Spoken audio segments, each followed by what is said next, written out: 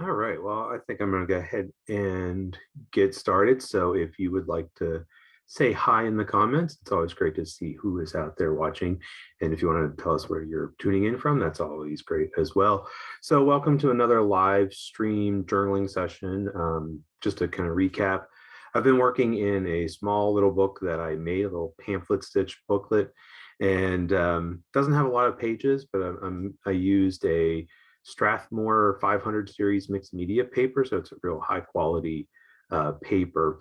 And I've just been really just experimenting in it, trying some new things, some different things, working in a way that I'm not used to. So I'm not really sure what I'm going to get up to today, but let's go ahead and turn it over and I'll start diving in.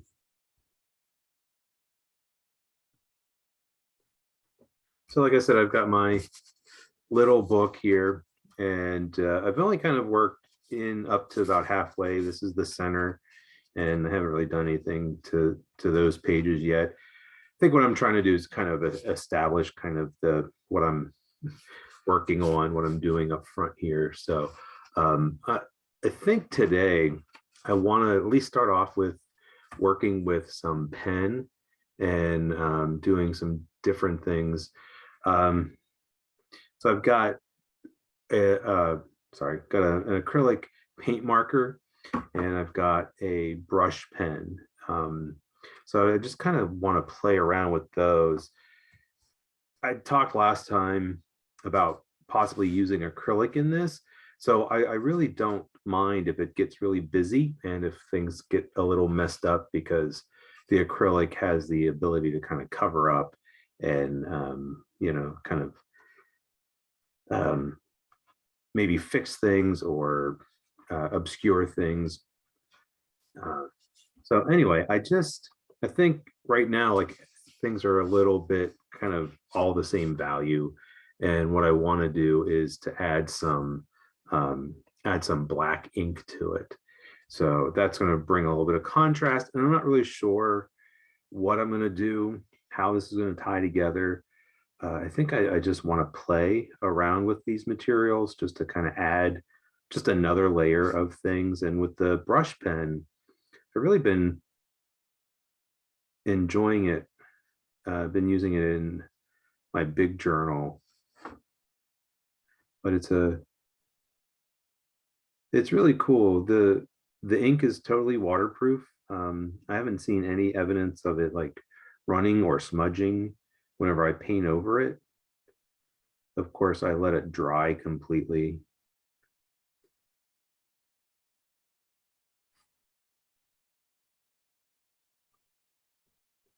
Like I said, just kind of adding um, more layers, more things. Just, yeah, I'm really not sure what I want to add. Or that's the thing with this little book, is that it's complete. Well, I wouldn't say completely, but it's very experimental.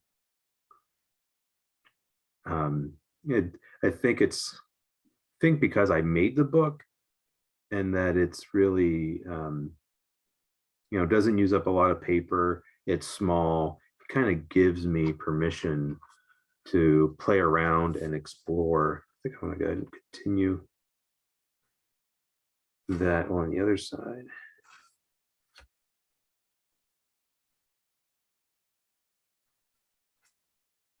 I think that's important to have, to kind of give yourself that permission to play around and try new things.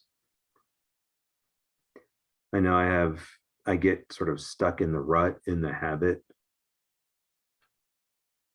of just kind of doing the same thing over and over again.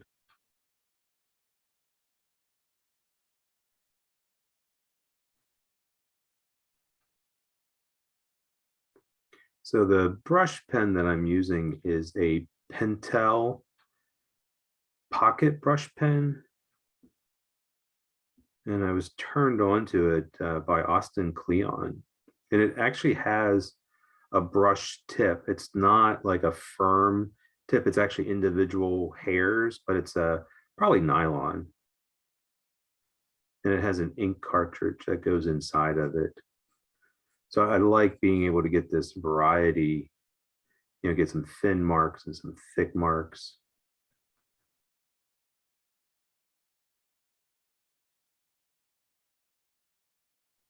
I've thought about buying more, and instead of using the black in it, there's a way to fill empty ink cartridges and maybe somehow using a different color ink. But I love how this ink is very waterproof. And sometimes that's a little hard when you get into the colored inks, because I'd love to have this in different colors. Because like I said, it's a true brush point. Some of the brush pens have kind of a real firm, solid tip. I mean, they flex and they bend a little bit, but this is really like painting with a brush. But the nice thing is that you don't have to dip it in to paint or ink.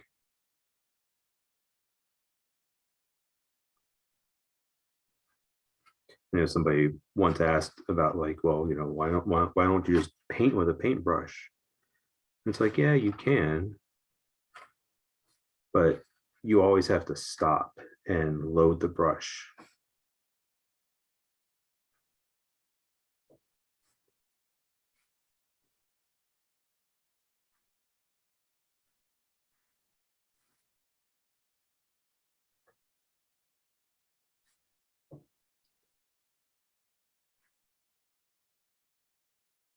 And this might be getting a little bit low on ink, just because I see some kind of scratchy marks.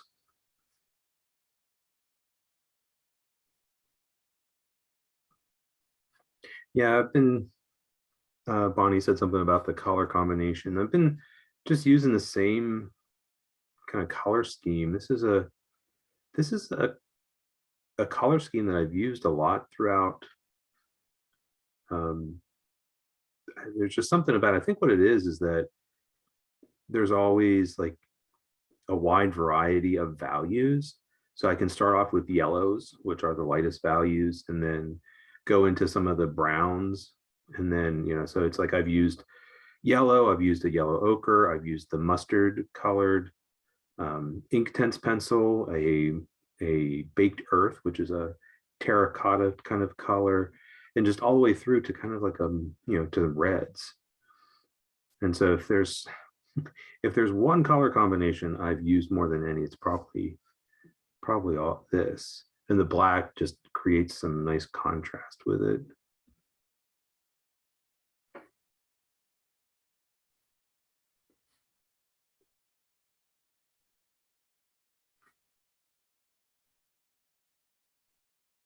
And one thing I like about this brush pen is that ability to get the different thicknesses of line, and then it's just not so pristine. It's not quite so neat and clean, and that's something I've really been working on.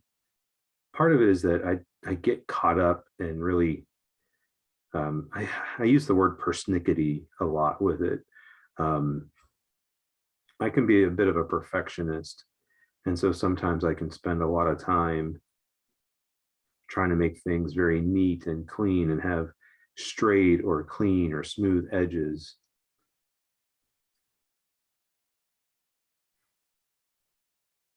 But over the last few years, I've been trying to embrace the wonky. I mean, I've done that with my own handwriting, because my handwriting is really, really wonky.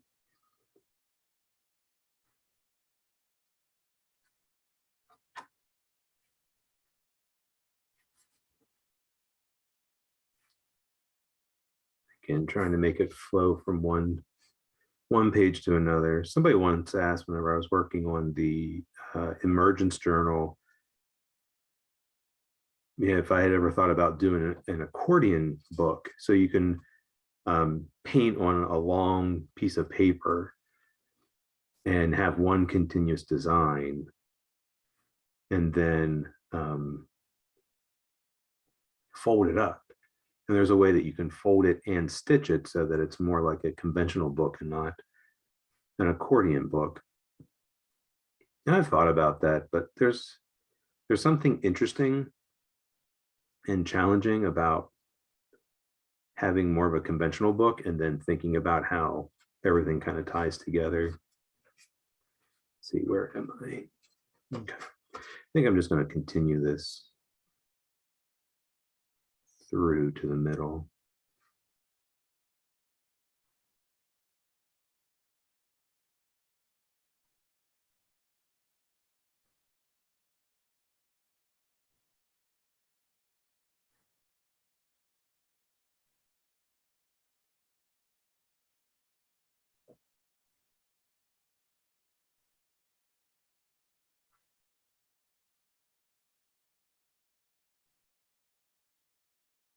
So hopefully folks have seen that I've posted a new online workshop.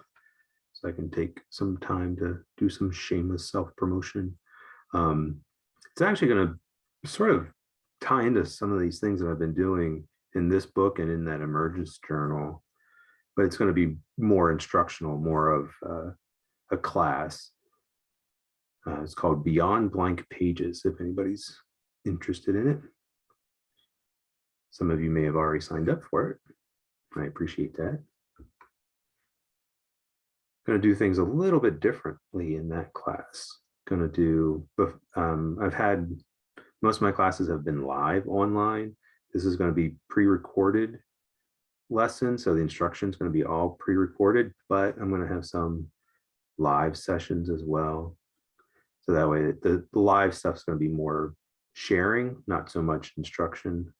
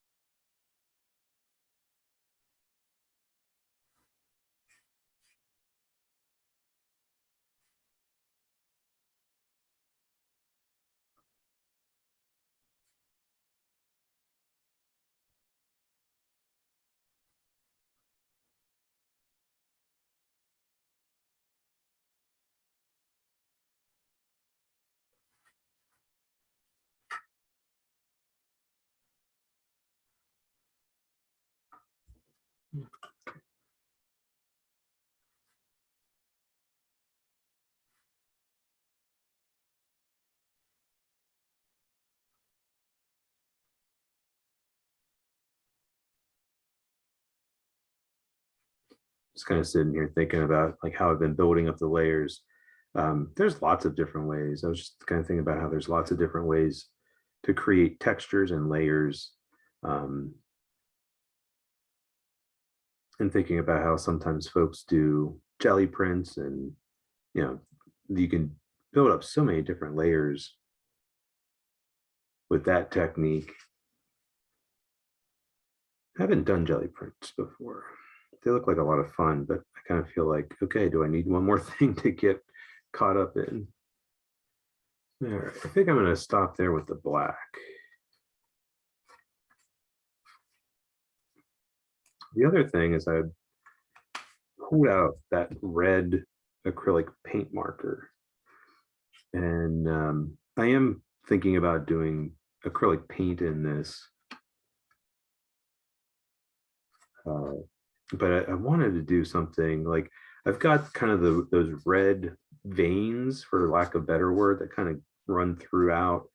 But I was really thinking about having just another red line, a more distinct line. I thought about using the red ink like I did last time with the numbers, but it just, you know, it shows up, but I don't think as well. And so I really want this to kind of be distinctive.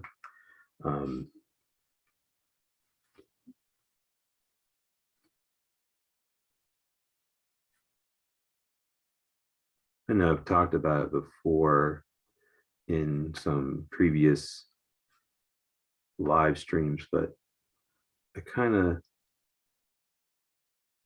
think about, this being like a thread that runs through. Unfortunately, I don't use this too often, so I think it's a little clogged up.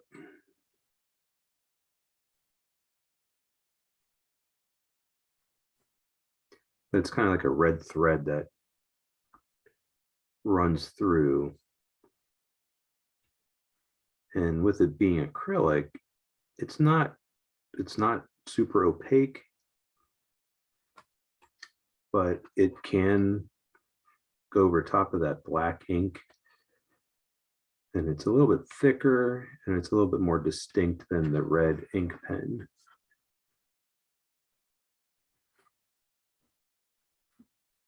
Just kind of waiting. It's still a little wet, but I kind of feel like maybe if it transfers a little bit, that's all right.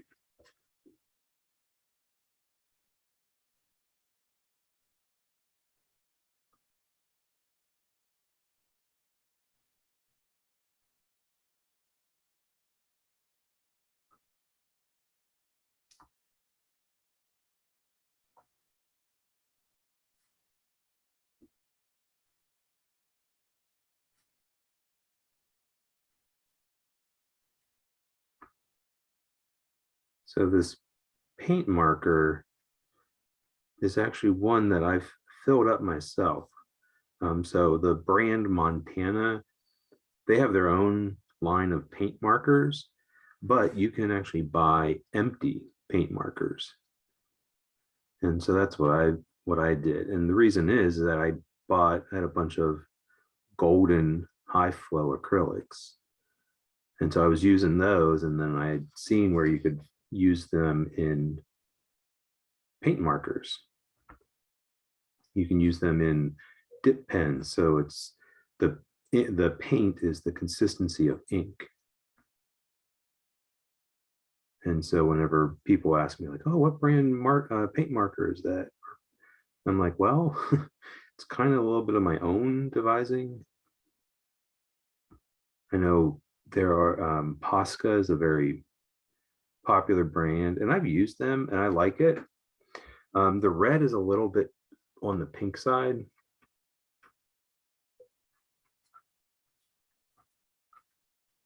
So the red isn't quite as deep and dark as this is.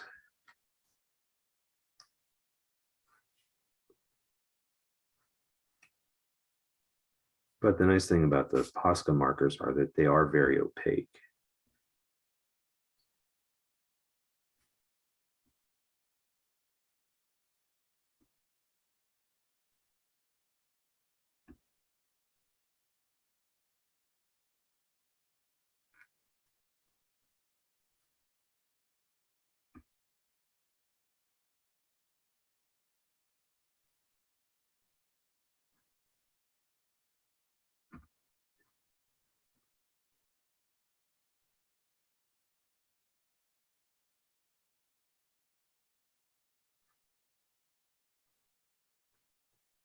So I'm just kind of looking at some of the questions in the comments. And Linda, I realized I didn't quite answer the second part of your question when you were asking about the brush pen. That particular brush pen comes in black, I think sepia, and gray. There are different types of brush pens that come in all kind of different colors, but like I said, a lot of them don't have that true brush tip, and then some of them, many of those types are not refillable. But this particular brand, the Pentel Pocket Brush Pen, only comes in a few different colors, and some brush pens they only come in black.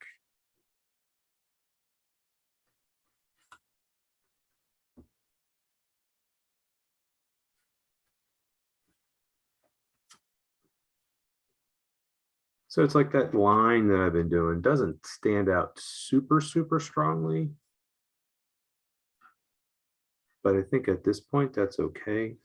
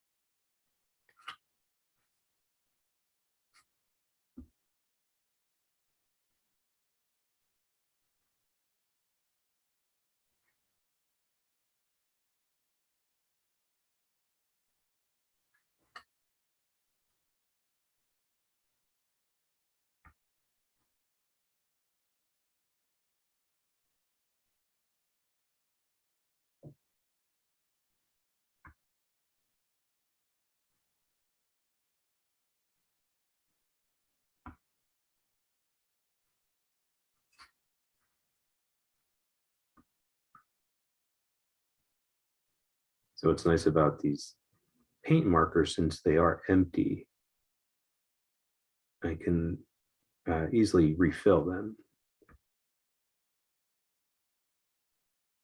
And so then that way I don't have to throw them away if they run out.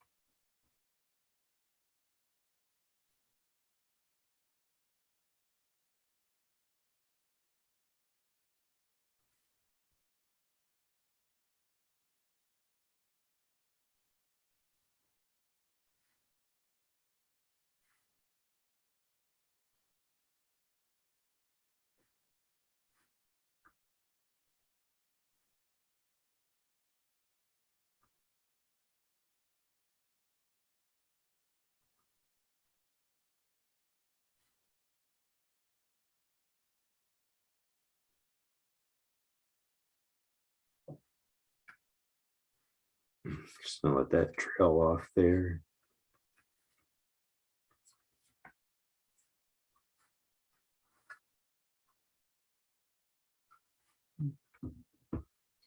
Might be interesting with this to really have some thicker parts and then some thinner parts.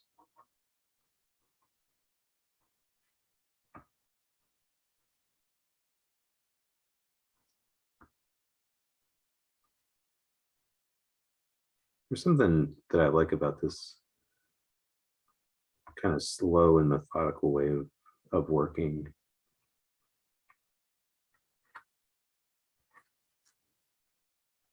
I think sometimes we want the results to happen very quickly,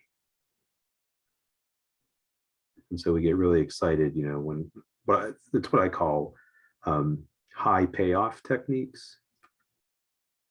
So those are the techniques that, you know, we can quickly cover a page, or you know, think about like some of the techniques like with jelly printing. You know, it's like you can really do some really interesting layering very quickly. You know, so it's like it doesn't take a lot of time,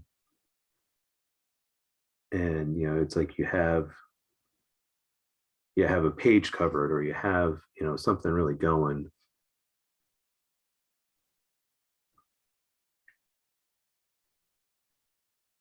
But then, yeah, there's something about slowing down. There's something about a technique that doesn't pay off for a while.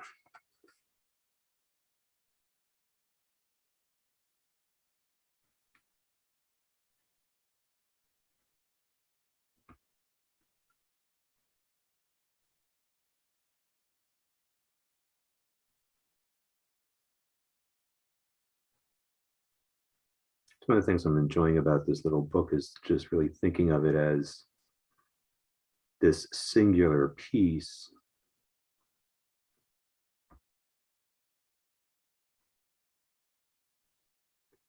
And even though I know some of this is going to get covered up,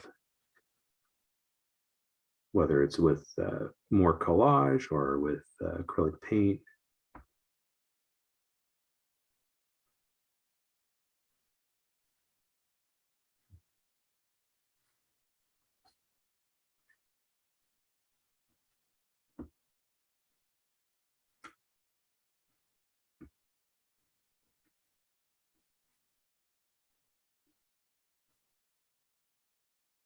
yeah, kind of thinking ahead. The nice thing about this kind of technique is that it gives me time to think.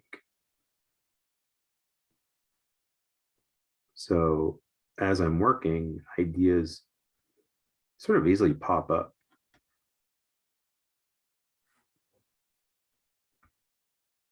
I always think of it like when you go for a walk, and it's like your body's moving, but then your mind is still like thinking about things.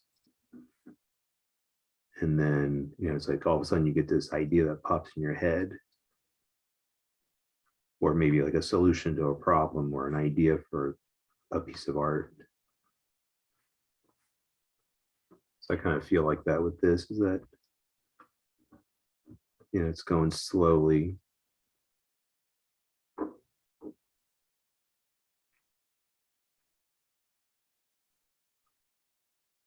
And it just gives me some time to think. So I'm kind of looking ahead. I probably won't do it today, but thinking about maybe next week.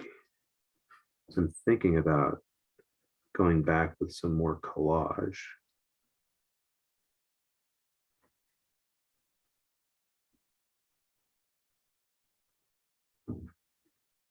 But instead of using like kind of ordinary or generic kind of fodder, I'm thinking more about like photographs or images. I have to look through my stash of magazine images. I don't do that much with magazines, so it's have to see what I have, or maybe get some more.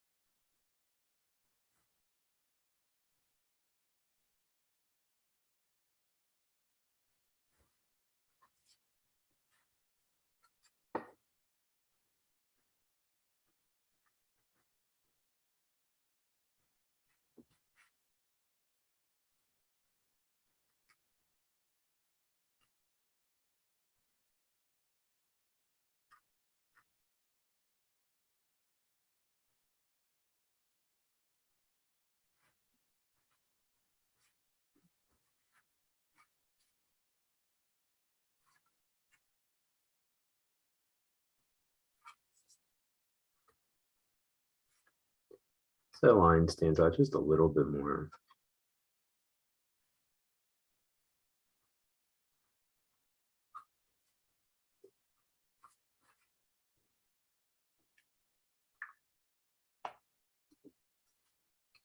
I think I'm gonna pull in. I have this Faber-Castell Pit Artist Pen, and this is a black. Uh, they're like super fine pen. Might be interesting because this is such a thin line, especially compared to this thicker black line.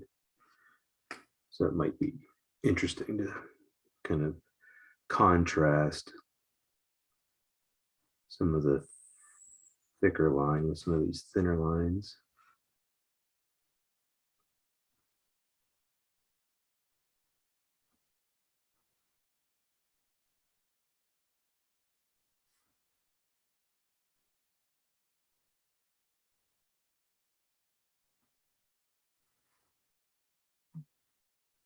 And it's so thin that it's hard to maybe see on the video.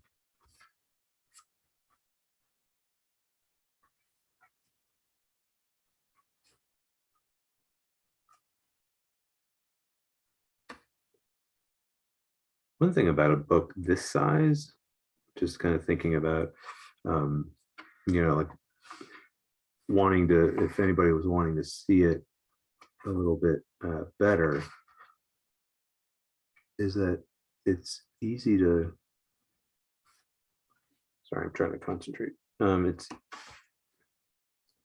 It's easy to scan.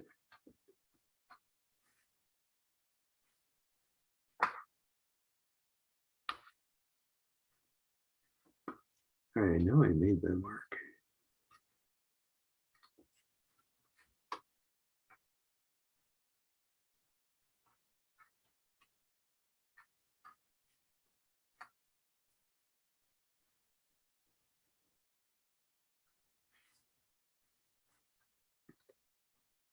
So just thinking like in the end, I might be able to scan these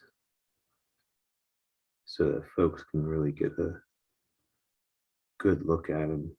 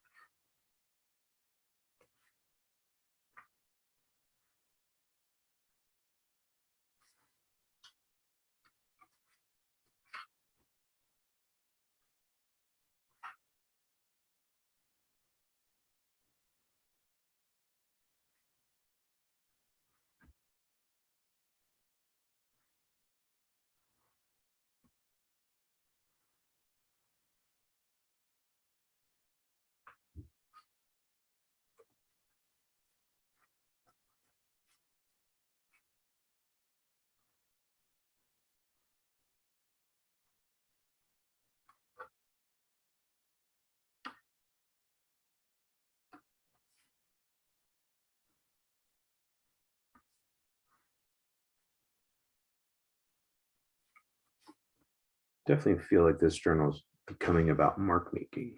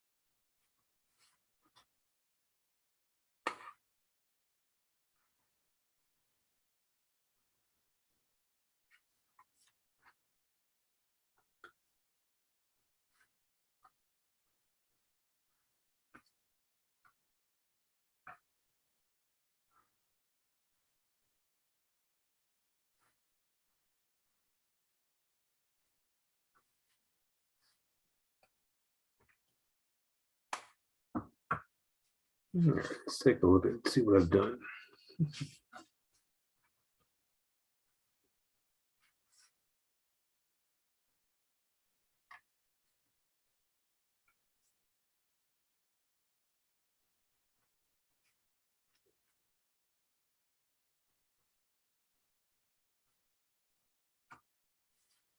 So I love that there's elements of kind of how I worked before, and there's definitely things there that I've done. It's not like I'm completely reinventing what I'm doing, but just sort of has a different feel. Really liking it. Well, I think that's a good place to stop for today.